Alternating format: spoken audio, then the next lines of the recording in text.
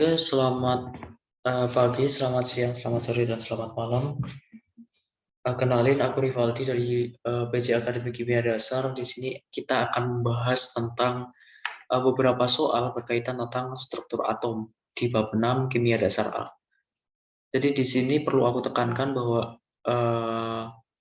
video ini dibuat untuk penguatan konsep aja, jadi kalian bisa eksplor lebih jauh dari manapun sumbernya. Mungkin dari Chang, dari buku Chang, dari Cepro, dan lain-lain, boleh banget. Oke, kita bakal membahas tentang beberapa soal. Oke, kita lanjut aja ya ke soal pertama. Di sini kita punya soal, microwave digunakan untuk memanaskan makanan karena radiasi, dengan menggunakan sistem radiasi. Nama gelombangnya juga microwave. Di sini pertanyaannya banyak foton dengan panjang gelombang 3 mm yang akan diserap oleh 1 gram air untuk menaikkan suhu 1 derajat air jika diketahui kalori jenis airnya 4,18 Joule per gram derajat Celcius. Di sini kita udah tahu ya kalau data-datanya di sini ada panjang gelombang yaitu lambdanya, ada lambda di sini. Diserapnya itu ada 1 gram air, berarti di sini ada massa air. Intinya kalian kalau mengerjakan soal di data dulu kira-kira data apa aja gitu yang udah diketahui. Di sini suhu juga menaikkan berarti dia delta T. Delta T kita pakai variabel T besar karena kalau T kecil biasanya digunakan untuk waktu. Kemudian ada kalori jenis air yaitu sebesar 4,18 Joule per gram derajat Celcius. Nah, di sini kita mau cari banyak foton kan. Jadi kita dari data-data yang ada kita susun menjadi persamaan yang bisa kita kerjakan. Di sini kita bisa mengetahui kalau energi itu sama dengan kalor yang diterima. Karena di sini nggak ada kerja, dia microwave ini nggak melakukan kerja, jadi kerjanya sama dengan 0. Jadi energi bisa ditulis dengan bentuk kalor dan persamaannya sama dengan kalor, maksud saya, yaitu M kali S kalor jenisnya kali delta T. Di sini kita tahu kalau M ini 1 gram. Kita tinggal substitusi aja dengan data yang sudah diketahui. S-nya itu 4,18 Joule per gram derajat Celcius, delta T-nya itu 1 derajat Celcius. Oke, nanti bisa diketahui besarnya E. Nah, untuk mencari banyak fotonnya, kita juga bisa menggunakan persamaan kalau E itu sama dengan NHV. Nah, kita juga tahu kalau V itu sama dengan C per lambda. C per lambda. Nah, hanya ini nanti bisa disubs dengan konstanta Planck, yaitu sebesar 6,6 kali 10 pangkat minus 34 Joule second, kalau nggak salah. Kemudian C-nya ini juga bisa disubstitusi dengan ini lambang kecepatan cahaya, nanti bisa disubs dengan 3 kali 10 pangkat 8. Lambdanya itu bisa dicari pakai panjang gelombang yang sudah diketahui, yaitu 3 mm. Nah, nanti kita akan mencari N-nya ini. Jadi nanti tinggal disamakan aja N H C per lambda. Bentar. NHC per lambda itu sama dengan M S delta T-nya. Nah, nanti kita bisa mengetahui banyaknya foton yang terlibat di dalamnya.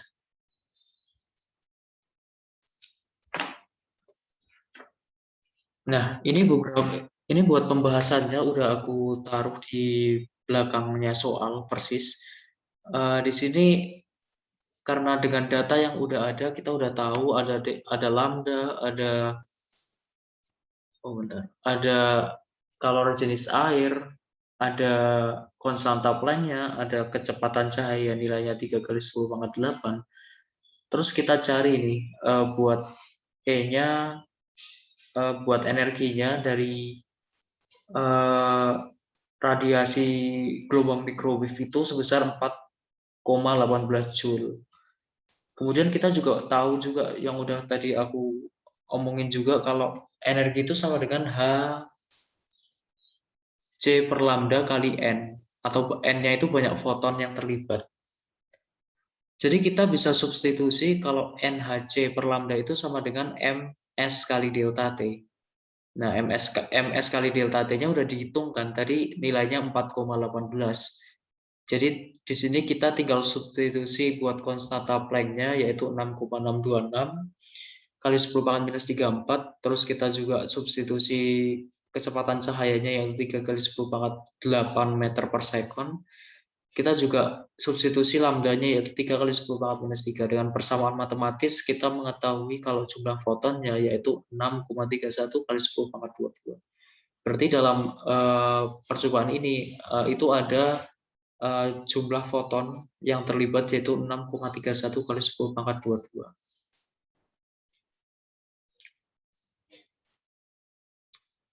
Oke, kita bakal lanjut ke soal berikutnya.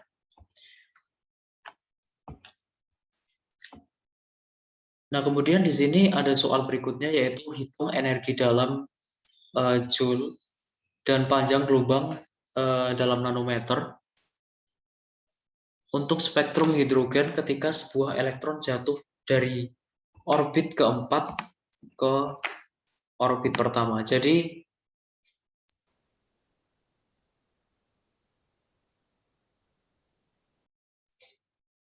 oke, mohon maaf tadi ada kendala sedikit.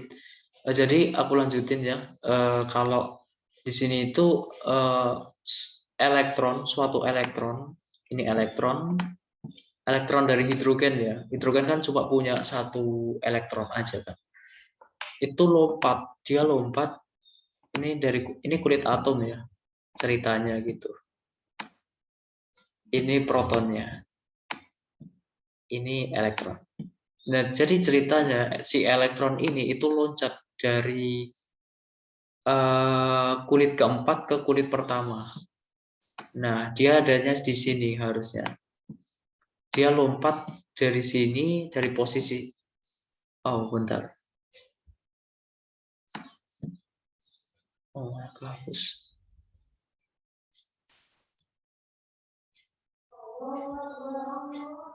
Dari posisi pertama ke posisi kedua. Nah, terus gimana sih itu caranya gitu kan?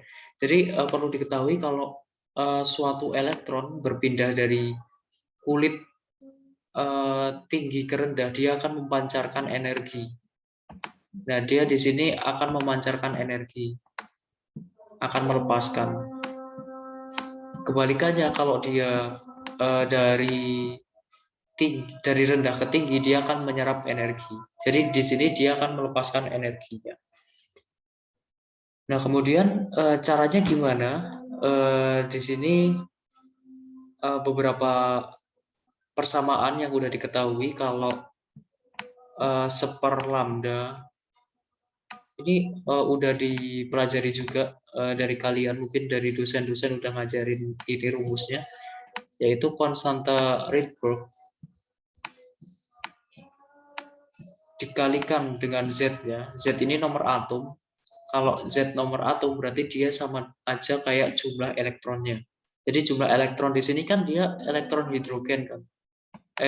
Dia atomnya hidrogen kan. Jadi dia cuma punya Z-nya itu sama dengan 1. Karena dia hidrogen. Kan hidrogen nomor atomnya 1 kan. Jadi jumlah elektronnya juga 1.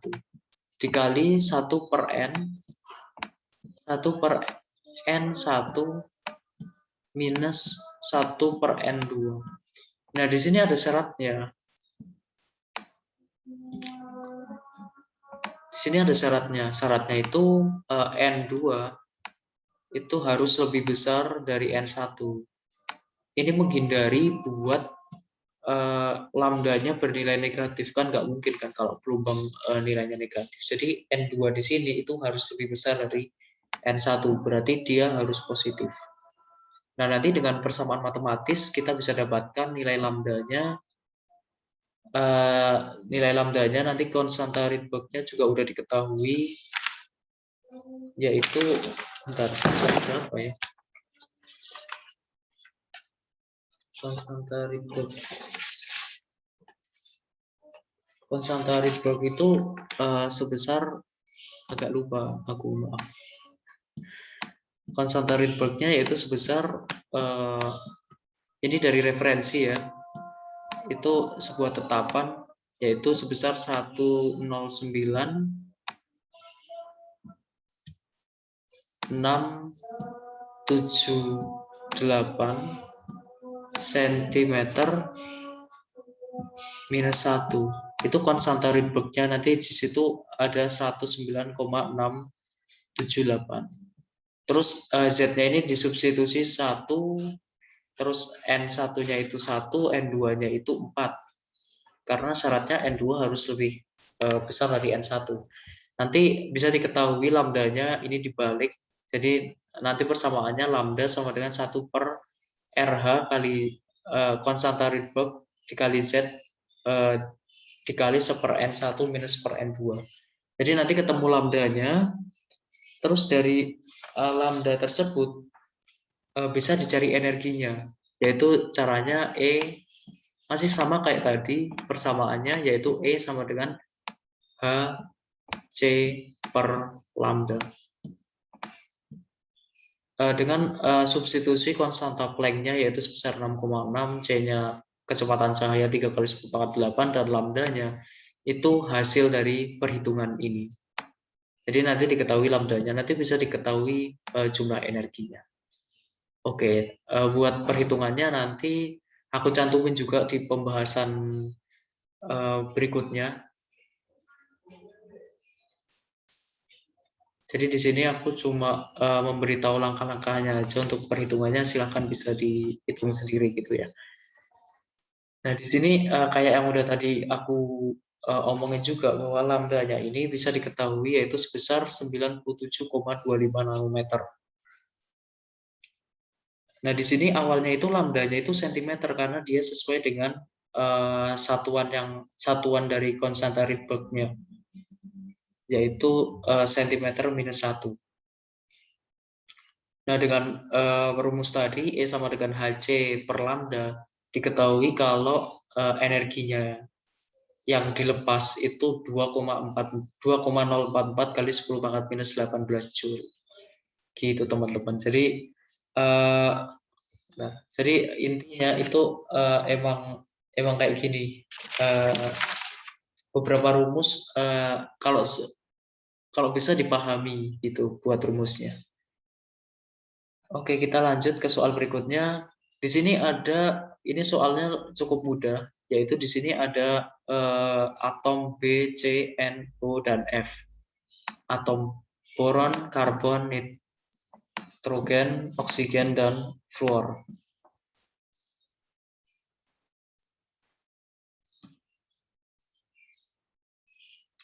Jadi pertanyaannya di sini kira-kira nih, atom dari atom ini B, C, N, O, dan F ini mana yang memiliki sifat magnet yang paling kuat? Nah, kita perlu tahu ya bahwa sifat magnet yang paling kuat itu ditentukan dengan konfigurasi elektronnya, di mana konfigurasi elektron yang memiliki elektron tunggal paling banyak itu memiliki sifat magnet yang paling kuat.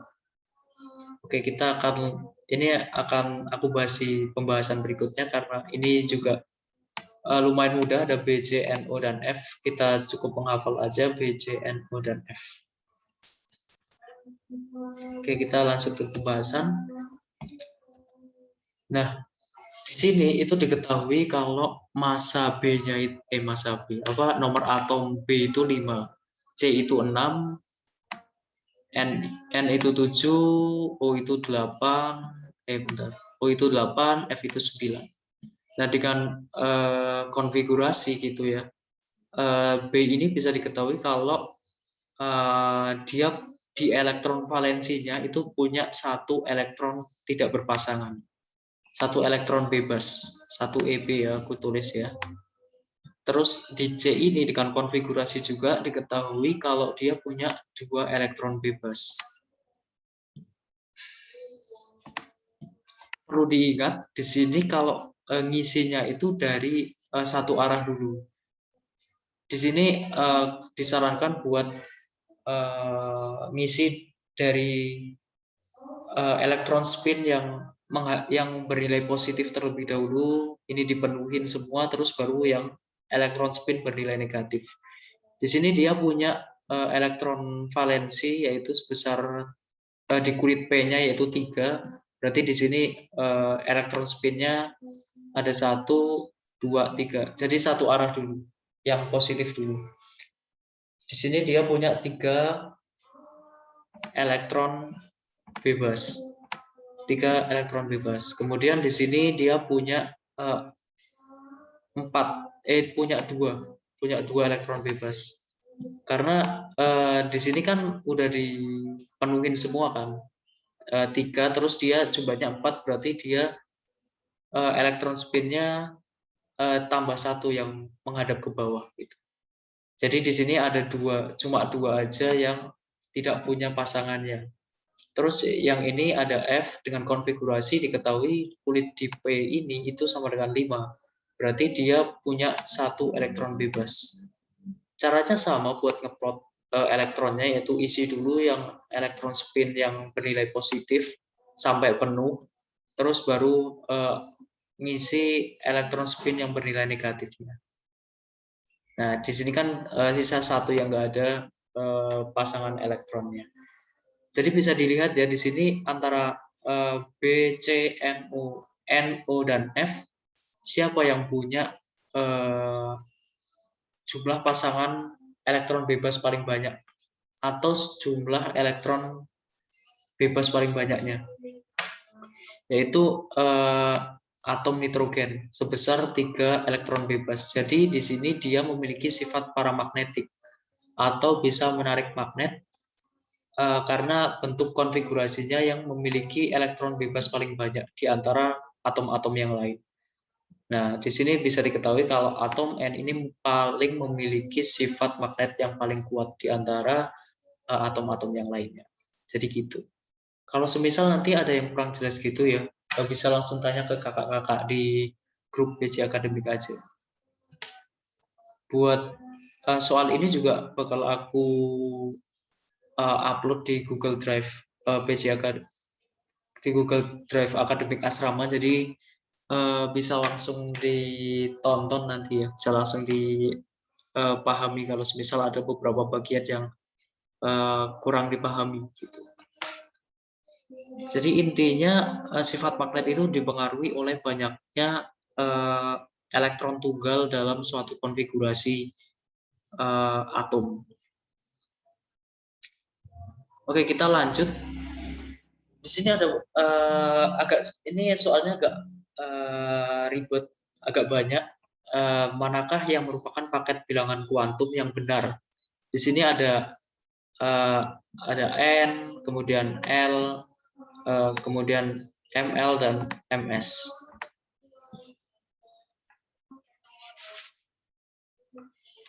Oke, kita bakal menguji. Jadi di sini kita nggak bisa pakai cara langsung dalam soal karena di sini kita bakal menguji setiap opsinya benar atau tidak. Oke, kita langsung ke pembahasan ya.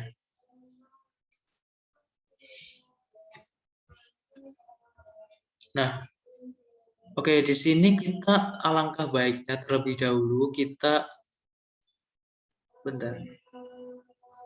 menuliskan ini dulu, suatu deret gitu. Suatu urutan dari kulit yang paling rendah ke kulit yang paling tinggi gitu, biar lebih memudahkan. Oke, yang pertama kita akan menguji opsi A terlebih dahulu. Di sini diketahui kalau opsinya itu 3, 2, 3 plus setengah. Oke, apakah benar itu kita coba dulu. Di sini diketahui kalau kulit atomnya itu sama dengan 3. L-nya itu sama dengan 2, berarti di sini 2 itu sama aja kayak D ya. Berarti di sini lambangnya itu 3D. Nah, 3D. Kemudian ml-nya di sini plus 3. Plus 3. Di sini kan. ml-nya ini 3. Nggak mungkin kan? Karena di sini D itu buat bilangan kuantum buat D itu cuma ada 5. 1, 2, 3. Di sini cuma ada 5 dan nilainya itu buat kuantum sudutnya, buat bilangan sudutnya itu minus 2, minus 1, 0, 1, sama 2. Nah, berarti 3 ini nggak mungkin. Karena 3 ini cuma dimiliki oleh bilangan kuantum F atau bilangan kuantum bernomor 3. Jadi bukan bilangan kuantum bernomor 2. Berarti opsi A ini nggak mungkin. Karena dia plus 3 itu nggak mungkin ada di sini gitu. Oke, kita lanjut ke opsi B. Uji opsi yang B yaitu ada 3, 2, 1, 0. Oke, kita mulai dari N-nya dulu 3. Oke, L-nya 2 berarti dia 3D. Berarti 3D itu ada di sini. Dia 3D.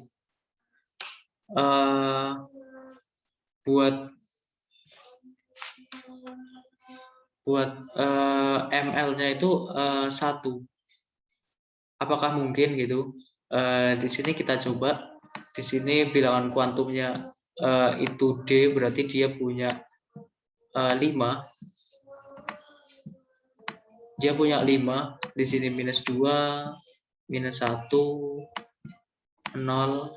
1, 2. Kayak yang tadi ya. M1 ini mungkin dia ada di sini. Dia ada di sini. Tapi buat spinnya itu 0. Jadi nggak mungkin karena spin itu cuma antara plus setengah sama minus setengah. Nggak ada spinnya 0. Spin 0 berarti nggak terisi dan itu nggak bisa dinyatakan gitu. Oke, kita coret opsi A sama opsi B. Dia nggak mungkin. Terus kita ke opsi C. Di sini N-nya itu sama dengan 3. L-nya sama dengan 0 berarti dia S. Berarti dia 3S. 3S itu ada di sini. Oke. ML-nya 0 bener. Dia ML-nya 0. Karena dia cuma punya satu aja. Punya satu kotak aja. Dan di sini 0. MS-nya bisa minus setengah. Berarti kalau minus setengah dia ke sini. Bentar aku gambarin lagi aja. Berarti dia kayak gini. Elektron spin terakhir dia minus setengah. Berarti mungkin aja kita keep dulu buat opsi C. Kemudian yang opsi D, di sini N-nya itu 3. Oke. L-nya, bilangan kuantumnya 3, yaitu berarti F ya. Ini. Dia berarti F, 3F. Mungkin nggak kalau 3F di sini? Nggak mungkin kan? Karena dia F itu mulai dari angka 4, bukan angka 3. Angka 3 itu di F itu nggak ada gitu. 3F itu nggak ada di urutan konfigurasi yang di awal tadi. Dia F itu dimulai dari 4, bukan 3. Berarti opsi D ini nggak mungkin lagi. Nah, kemudian di sini ya. Nah, di sini yang opsi E itu N-nya sama dengan 0. Nggak mungkin dong. Karena N itu dimulai dari 1. Dari 1, 2, 3, dan seterusnya. Sampai ke bilangan N. Dia mesti bilangan bulat. Nggak mungkin bilangan pecahan, nggak mungkin bilangan desimal, dan lain-lain. Dia mesti bilangan bulat. Dan 0 ini nggak ada, berarti opsi ini bisa dieliminasi. Jadi yang benar itu yang opsi C, dengan mempertimbangkan beberapa pertimbangan yang udah kita bahas ya. Oke, jadi gitu. Nah, di sini juga ada pertanyaan di soal berikutnya. Apakah atom Ru dengan nomor atom 44 itu paramagnetik atau diamagnetik? Nah, buat jawab gitu, kita perlu untuk menggambarkan dari konfigurasi elektronnya. Jadi di sini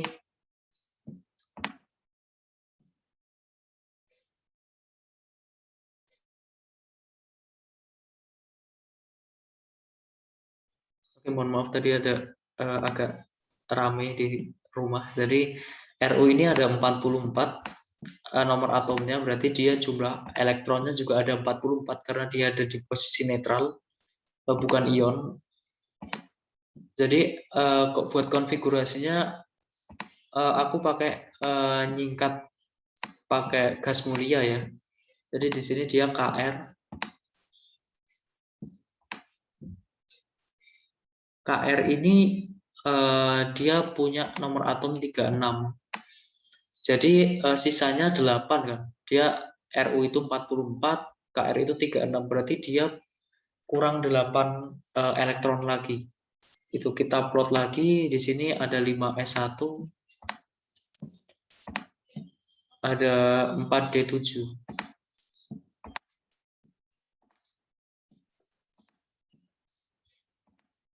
Nah, dari sini kita bisa buat kotak-kotaknya gitu ya, kayak tadi.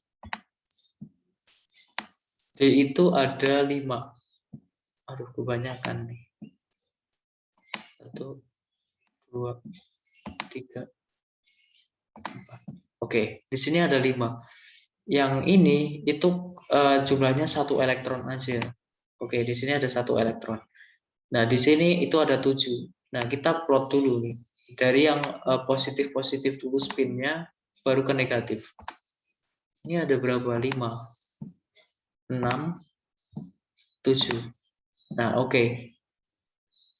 Nah, dari sini kita udah lihat nih bahwa di sini itu ada 4 elektron yang tidak memiliki pasangan. 4 elektron yang jomblo gitu ya. Ada 4 elektron. Nah, kalau di sini berarti kalau ada elektron yang nggak punya ikatan, dia berarti bersifat paramagnetik atau bisa menarik magnet. Nah, jadi opsi C, D, E kita eliminasi, berarti tinggal B sama A. Di sini 6 nggak mungkin karena yang tidak memiliki pasangan cuma 4. Berarti opsi yang benar itu A. Nah, gitu. Jadi mudah aja buat termasuk soal mudah. Jadi di sini buat konsep kalian aja, nanti kalian bisa explore lebih jauh lagi. Nah, ini buat pembahasannya ya.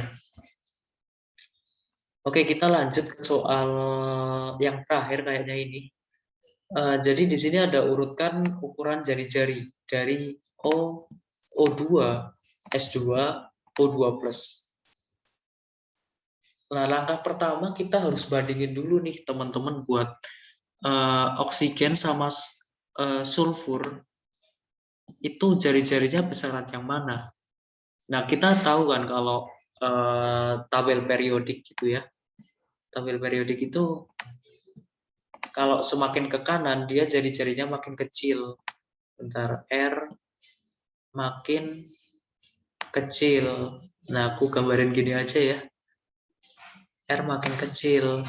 Nah, kalau ke bawah dia dalam satu golongan dia R-nya makin besar.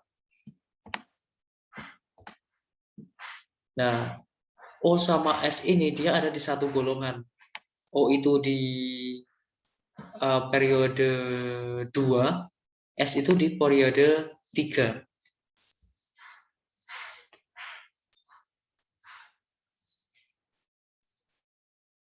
Iya, benar-benar. O ini di periode 2, S-nya itu di periode 3-nya. Jadi otomatis jari-jari O ini dia lebih kecil daripada S. Nah, perlu diingat juga kalau suatu atom yang bernilai netral awalnya, kemudian dia menerima elektron, maka jari-jarinya dia makin besar. Nah, kalau dia melepas elektron, dia jari-jarinya makin kecil. Gitu. Hal ini hubungannya sama konfigurasi sama gaya tolak-menolak proton sama elektronnya. Nah, jadi di sini kita bisa urutin nih, buat O yang terkecil berarti dia O yang melepaskan elektronnya. Berarti O2 plusnya. Di sini kan yang melepas elektron cuma O2 plus kan. Jadi dia yang paling kecil. Nah, kemudian urutan yang berikutnya yang netral, yaitu O. Nah, habis itu yang paling besar yaitu O2 minus, O2 minusnya. Habis itu yang paling besar banget, yang paling besar di antara ini yaitu S2 minus. Karena dia ukuran atom di netralnya aja lebih besar dari O. Dan dia ditambah dengan menerima elektron lagi. Dia jari-jarinya berarti paling besar di antara ion-ion yang lain. Nah, di sini kita bisa diketahui kalau opsi C yang tepat. Gitu. Oke, bentar.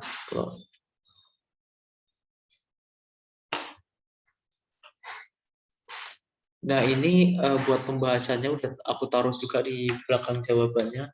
Perlu diingat ya, benar-benar perlu diingat kalau suatu atom netral melepas elektron, dia jari-jarinya bakal berkurang. Kalau dia menerima elektron, dia jari-jarinya makin bertambah. Itu yang perlu diingat. Oke, cukup sekian.